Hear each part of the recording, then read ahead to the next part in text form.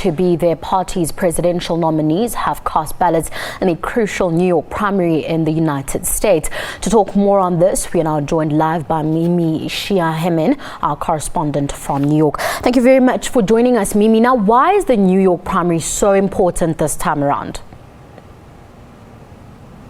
Well, this time around, the New York primary is an extremely rich delegate primary, so that means that it offers the most opportunities for either of the candidates to sweep the number of delegates that they need to vote for them come their party convention in July, which then decides who will be the nominee from either side.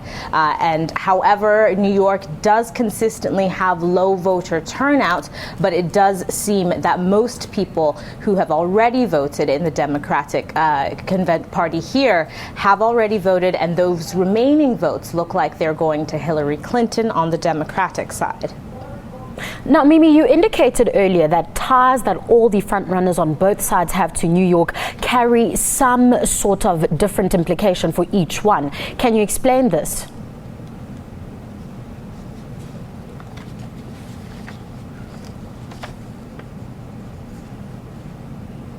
Mimi? Seems like we're struggling to get a... Mimi, are you still there? Yes, I am still there. Sorry. No, it's okay. I lost you there for a little bit. But just to go back to the question I was asking you, you had mentioned earlier that New York is significant for each candidate in a different way. Can you take us through some of the reasons why? Yeah, absolutely. So in this election, we are seeing a very interesting New York primary where three of the front-running candidates have strong ties to New York and call it home in some way or another. For Senator Clinton, she has lived in New York since she left the White House in 2000, has twice served as senator in New York State, and as well, her legal residence is in upstate New York. And all the operations for her Clinton Foundation happen out of New York City.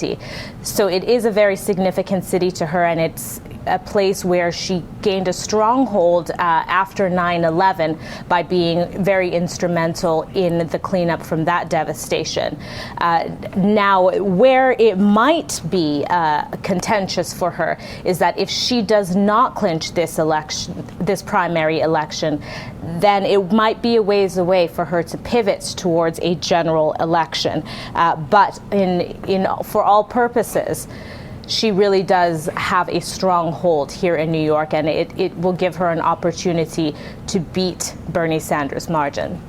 Mimi, let's look at the Trump card, and no pun intended there, but quite surprising, despite being negatively rated by potential voters, Trump still wields a sizable lead. Why?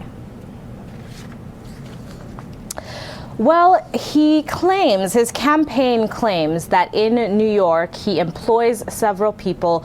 Trump is also from New York. He was born in Queens.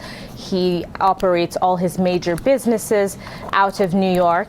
And he also carries a lot of sway in the upstate and rural regions of New York, where he says there is more likely to be crossover appeal because those who live in the Northeast are less conservative than those in the deeply religious South and Midwest, where he was less successful, in fact, was outmaneuvered by Ted Cruz's campaign in states like North Dakota and Colorado.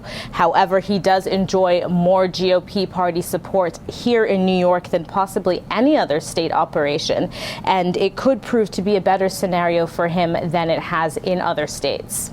Mimi, let's look at Ted Cruz. Can he still be considered a worthy challenge?